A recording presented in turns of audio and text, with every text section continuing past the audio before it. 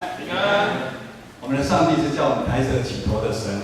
我不晓得这个礼拜你们被工作上的重担，或者是人事物把你压得抬不起头来我们的神是清神的那我们不止抬起头来，我们要祈求我们一起同心祷告。天父上帝，我们心感谢赞美你，再一次呼召你的众儿女来到你的圣殿，敬拜仰望你。主，愿你圣灵与我们同在，安静我们的心，开启我们的心门，让我们可以领受你从天上来的话语。祷告祈求奉靠耶稣的名，阿门。上礼拜我们讲到天使向玛利亚传报救主耶稣降生的好消息，这是一件让人很担心害怕的一个又有盼望的一个神迹。这个神迹，当这个神迹跟玛利亚报的时候，玛利亚承受了在世人不一样的一个眼光跟耻笑。但是我们看到玛利亚，她愿意用她谦卑、顺服、忍耐、等候的心来领受这个好消息。直到耶稣为世人被钉在十字架上，完成了救赎，荣耀上帝。但是如果我们求的神迹是为了满足我们在世上的欲望，那我们千万不可。因为我们要小心会进入魔鬼的试探。今天我们透过这段经文，也就是耶稣的试探，那等一下我们会分三段，那每一段就请我们弟兄姐妹一起来读一下圣经。好，来，那我们先一起来读路加福音4章1到3节。等一下那你就会很忙了来，前面就会很忙了，他们就很有精神。来，请1到3节。圣灵被充满，从约旦河回来，圣灵将他引到旷野，40天受魔鬼的试探。那些日子没有吃什么，日子满了，他就饿了。魔鬼对他说：“你若是上帝的儿子，可以吩咐这块石头变成食物。”一个人在饥饿的时候最期待的是什么？就是要吃饱，这不是很过分的事情。魔鬼他也深知我们的需要跟我们的软弱，他也知道如何来引诱我们。因为当我们面对问题的时候，就是肚子饿了，我们不想等候上帝的时间，因为上帝给我们吃的时间太慢了。我们想用自己的方式将我们肚子饿的问题快快的来解决掉。我们希望石头可以一下子就变成面包。但是这时候我们不小心陷入魔鬼的一个计谋里面。在这凡事强调快的一个年代里面，我们都知道，手机速度要是再慢，大家就会受不了。3G 不够，4G、5G， 大家已经慢慢觉得要很快，要非常快。网络一定要快高铁也要比快，快递呢最好是早上订，中午就来。工作的效率也强调要快。在这快的下面的隐藏一个很大的一个问题，就是普遍大家都要证明我的能力是很强的，我是有才干的，我比你强，我这家公司的快的速度比你快，我赚钱的速度比你快。在教会施工运作是跟我们社会上是不一样的，在教会里面每一个人恩赐才干都不一样。当我们一起要完成一项施工的时候，有的人在某一部分的能力他是比较强的，但是当我们要将事工完成，我们一定要互相的配合。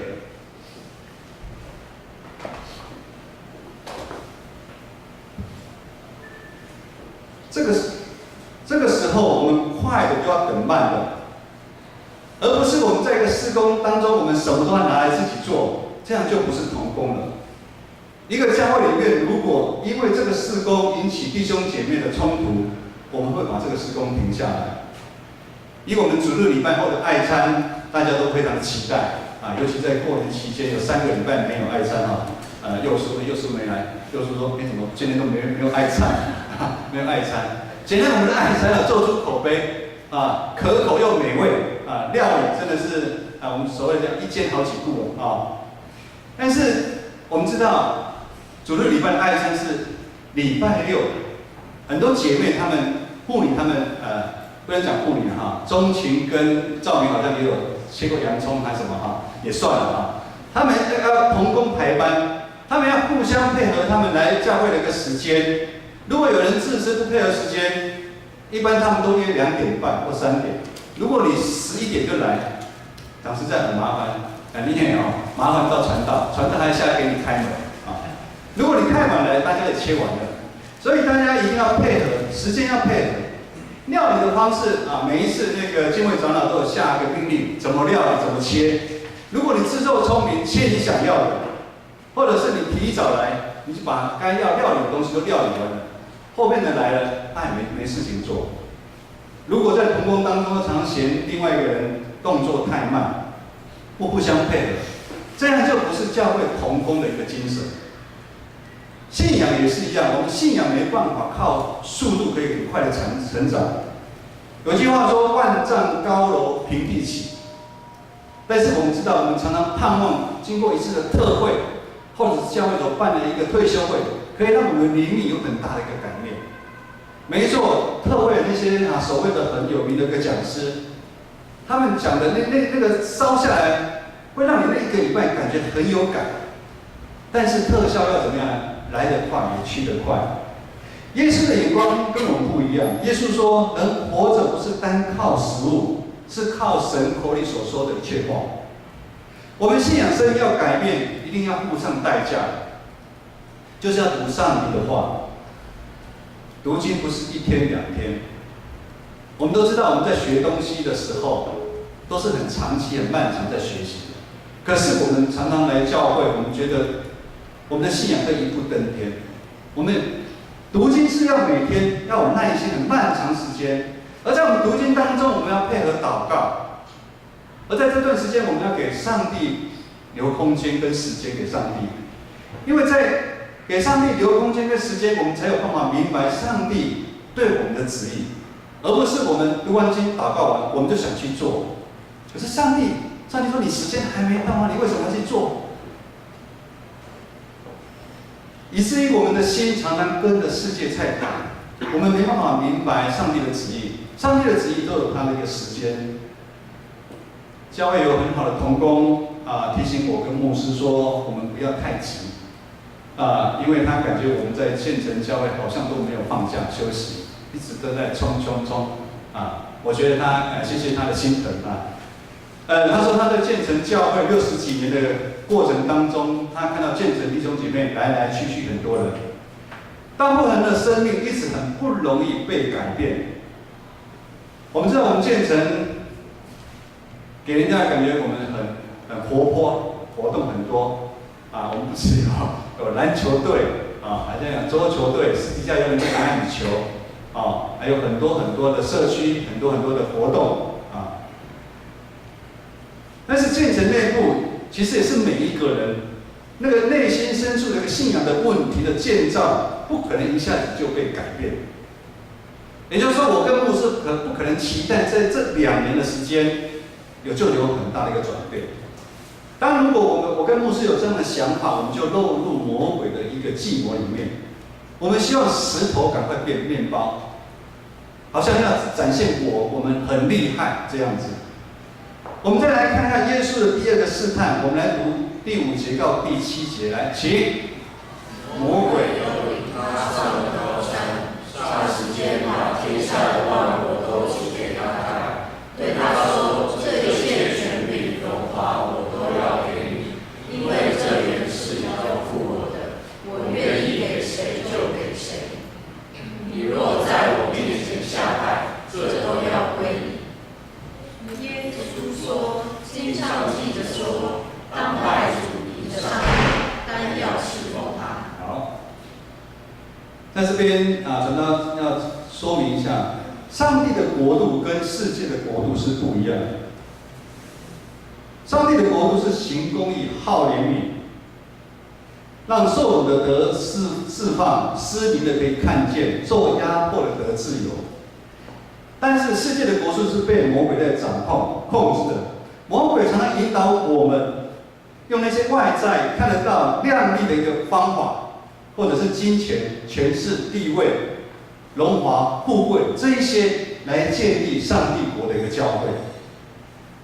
现在的教会受世俗化的影响非常的大，我们也常常会用世界的眼光来衡量教会里面的运作。最好我们的教会可以像隔壁中山北路那几间教会一样，那间大教会里面有医生、有校长、有一些有钱的人，他们的奉献，这样我们教会想要推动的事工就不怕没有钱了。如果我们将教会建造的眼光是建立在这些医生、有钱人的奉献，而却不是在建立在他们的生命。可是医生，我们的医生他们生命很好，有钱人他们的生命很好，我们是建立在这样信仰的生命上面，而是在建立他们的奉献。这样我们就好像在追求世上名牌的包包一样，这是非常危险的。甚至有时候我们将教会的建造在某一些大牧者的身上。如果这样，我们跟妙天的信徒有没有不一样？好像没有什么不一样。不管我们要建造在依靠一些特别的名人他们有钱人的身上，或者是大牧者的身上，这样是有拜偶像的一个危险。耶稣的眼光跟我们不一样。耶稣对魔鬼说：“圣经有记载，当拜主你的上帝。”耶稣不让我们跪拜魔鬼，他是让我们单单的侍奉他，让我们服侍主。服侍的意思是什么？服侍代表我们是他的奴仆我们是他的奴仆。人在这个世上的时间其实是非常的短暂，我们的眼光看的跟这个世界是一定要不一样。世界的眼光是什么？争第一，争你有能力，你有才干。像最近就是在比台湾的首富好像有做了一些调整，就是比这个大家好羡慕，比这个。但是我们要有耶稣的眼光，应该看的是看这世界上看不起那些人。我们应该去关心弱小的族群，坐在最小的弟兄的身上，就是坐在耶稣的身上。这个也是我们要做社区事工一个很大的一个出发点。很多教会来跟我们谈，但是他们的出发点不是这个，他们的目的是说，那你们有几个受洗？因着做这个事工，有多少人来受洗？跟我们的出发点是不一样的。我们要活出奴仆的样式，我们要努力让我们建成教会，不是夸口。我们是一间地点非常好，离捷运站很近我们有一些医生，有一些有钱的人，我们的奉献很多，我们教会的空间非常大的这样教会。我们应该教的是什么？教的我们是一间成为我们单单侍奉主，而且我们行公义、好怜悯的一个教会。这是耶稣的一个眼光。我们紧接着，我们再来读第9节到第11节，这是耶稣所碰到的第3个试探。请。魔鬼又领他到耶路撒冷去，叫他站在殿顶上，对他说：“你若是上帝的儿子，可以从这里跳下去，因为经上记着说，主要为你吩咐他的使者保护你，他们要用手托着你，免得你的脚碰在石头上。”这是一段让我们感觉情理法都不是很通的帅哥，就是你等一下到顶楼跳下去，上帝会用手保护你，你会去跳？不会去跳，很不合常理的一件事情，没有人会去做。我们常有一句话叫"明知山有虎，偏向虎山行"就是那我们不是去找死吗？早期的经本，爸爸妈妈限制百姓们到海边，你们知道为什么吗？为什么传道不会游泳？就是因为我小时候被限制去海边了，你们知道？因为海边都是地雷金门的地雷是全世界排名第2名，全世界第1名是越南第2名是金门听说已经全部清掉了但是我还是不是很敢去海边。就有人不听，然后去腿就被炸断了，腿就炸断了。我们常常觉得不能做的事情，但我们还要去做，而且我们就说上帝一定会保护我们，这到底是谁的问题？最近社会最大的新闻是什么？立法一直在吵，要立法要立很重的一个是什么？酒驾的问题。请问呢，在座有喝酒的人请举手。好，请举手。喝完，先举的，有喝酒请举手。好，喝完酒会开车的再继续举的，都不会，哇，都很标准啊。但是我们都知道喝酒开车很危险，可是还是很多人存着侥幸的一个心态，或者是说其实很近啊，而且我没有醉。请问一下，早期传道有喝酒吗？传道从读神学院之后，不是读神学院，我从这名牧师去读神学院之后，我就跟我自己讲说，如果我要当师长那我就要戒酒。有一阵子真的非常非常的难过，而且我们子弟对我非常好，把我在那个 7要不要来一罐麒麟？哇，诱惑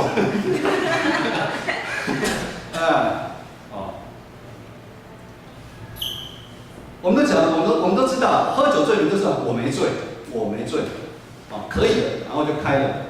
但是我们知道，酒精比人的大脑厉害，也就出事了。我们也常常有高速公路开车的一个经验，有时候我们睡眠不够，但是我们为了赶时间，硬着头皮，我们还是开了，而且要开把旁边人招呼起来说大家都基督徒嘛，我们来祷告，求上帝保守我们一路平安，从台北到台南。我们自己在做冒险的事情，我们却拿上帝来替我们背书。我不晓得会不会一路到平安到，有可能会平安到，但也有可能会出事情。耶稣的眼光跟我们不一样。耶稣对魔鬼说：“圣经有记载，不要试探你的上帝。”我们不要为了一时的方便试探我们的上帝啊！我们教会的社区的事工，从过去跌跌撞撞，一直到今年已经第9年了。很多弟兄姐妹奉献代祷，以至于我们有办法再继续下去，荣耀上帝的名。如今我们的社区做出很多的名声好名声我也不晓得大家为什么觉得我们好名声。其实他们都没有抓到重点这个以后再说。很多教会来跟我们学习，如今有很多教会想要推动社区的事工，这也是总会长老教会总会在推动的。但是如果你起初的心态是错误的，别人好像隔壁那个教会、建成教会做得不错，我们也来做。放心上帝一定会带领我们。接下来我要讲一个发生在我们中会的一个教会真实的一个故事。某教会在长执的坚持底下，要做社区的事工。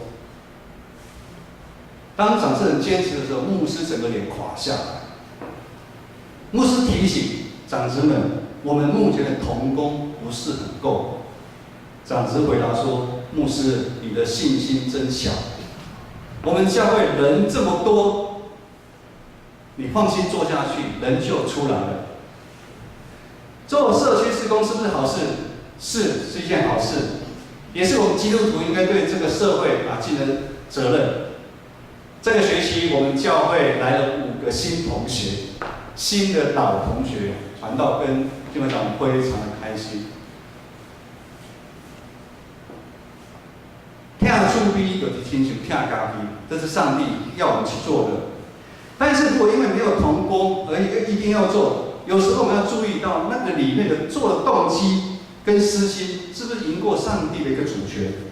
我们是不是陷入魔鬼所说的？你从这里跳下去，主一定会命令他的使者保护你。我们又在叫上帝替我们来背书弟兄姐妹。结果这个教会的社区事工真的开始做了，但是结果怎么样？请问一下，同工有没有出来？如果在座，请问一下你们，周间可以出来的，请举手。当然不行你们周间人再多也没用，对不对？最后怎么样？牧师跟牧师娘怎么样？就聊了。一样是长老教会，但是每一间教会，上帝给他的恩赐使命其实是不一样的。就好像我们长老教会一直非常羡慕外教派的小组，人家的小组做得非常的成功，人家做得好幸福哦，类似这样。我们要去做，学些好的东西，关心教会教士的发展，真的是非常非常的好。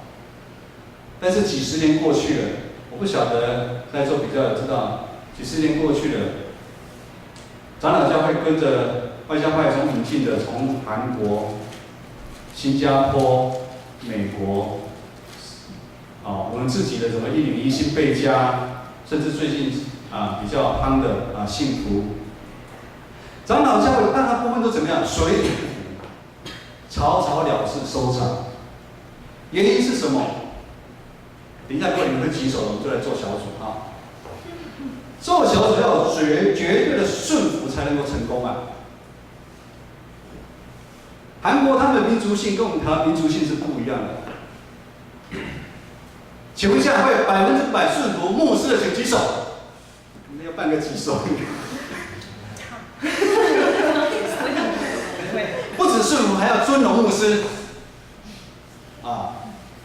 送凯迪拉克，送宾士车，那个妙天来人的送车嘛我们100%顺服我们的团契会长，团契会长今天没来。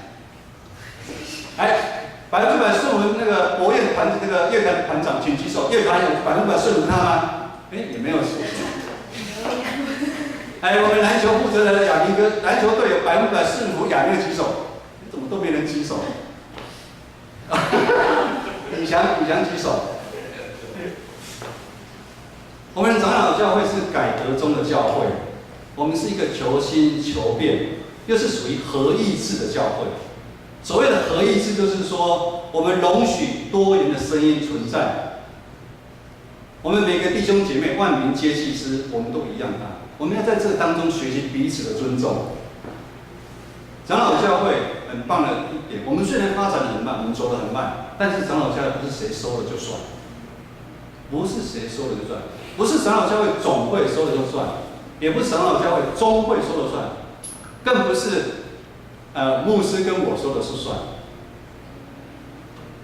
长老教会跟其他教派是不一样的体质，我们要找适合我们的方式，完成交托主给我们的使命。刚才我们说那个中会那个教会，因为长子的坚持同工没有同工嘛，牧师可以不管吗？牧师不能不管。中餐谁负责？牧师娘一大早去买菜，自己煮，自己动。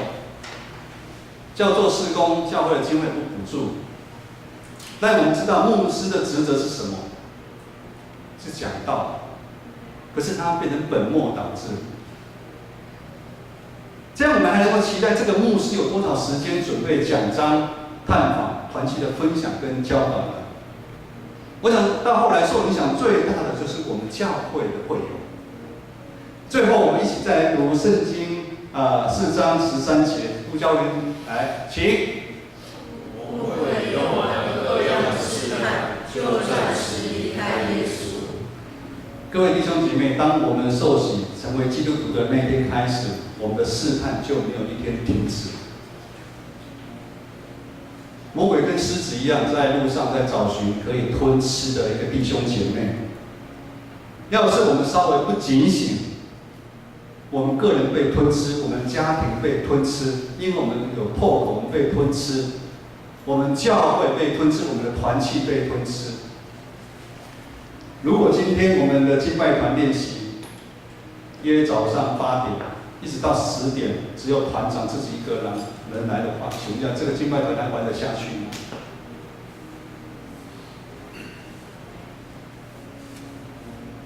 可是我们就听过曾经有教会是这样子，大家都姗姗来迟，反正就是迟到。我们不要给魔鬼留掉地步，我们要警醒啊！我们是属于基督的，是属于是光的，是真理的这一面。魔鬼是属于世界的，它是属于谎言的那一面。上个礼拜三开始就是大斋节期，这中间我们会跟耶稣一起经历一段旅程。耶稣跟着门徒吃晚餐，所谓的门徒就是像我们跟外面的。耶稣帮他们洗脚，耶稣最后交代他们一个新的一个诫命，要他们彼此相爱。也就是说，彼此相爱真的是非常的困难。接着，耶稣为我们钉在十字架上，受死，第3天从死人中复活，带给我们全人类喜乐跟盼望。在这40天的大斋节期当中，我们要继续学习，我们要读经灵修的操练，我们要安静默想，我们要自我反省，我们要悔改。我们要悔改什么？这个时候的我们有没有给魔鬼留地步？我们的家庭现在是不是给魔鬼留地步？征战很大，还是我们现在就是落入在魔鬼的试探当中？让我们弟兄姐妹们彼此有信心，求圣灵的光怜悯照耀在我们每一个弟兄姐妹的身上，让我们不在黑暗里面来走。各位弟兄姐妹，在信仰的旅程当中，有很多似是而非的传统跟方法。传道没有时间一个一个的讲，我们自己去想一下，可能都成为满足我们自己的一个试探跟诱惑。求圣灵帮助我们开启我们的心门，让我们成为一个真正基督的一个门徒，让我们学习耶稣的眼光，让我们随时准备好。如同玛利亚一样，我们随时准备好，准备好迎接什么呢？迎接好消息临到我们。你要准备好的话，神迹其实就会在你身上来临到。耶稣说，人活着不单靠食物，乃靠上帝口里所说的话，就是上帝的爱。耶稣又说要拜主你的神，唯独侍奉他。耶稣最后又说，不可试探你的主你的神。帮助我们，求神帮助我们用耶稣的眼光，我们一起同心来奔跑这个天路，一起来建立合神心意的一个教会。我们一起来唱这首歌。有光照的地方就没有黑暗。曾经有神学家这么说过，会有黑暗，那是因为爱没有被充满。你家里如果现在有黑暗，是你爱没有充满这个家。教会其实这样，我们站立来唱这首歌。光，我们要跟着耶稣的光来走，而不是跟着魔鬼来走。耶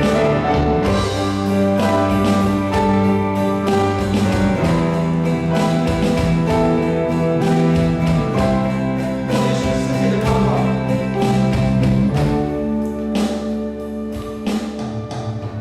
耶稣世界的盼望。让我们用喜乐的心来唱。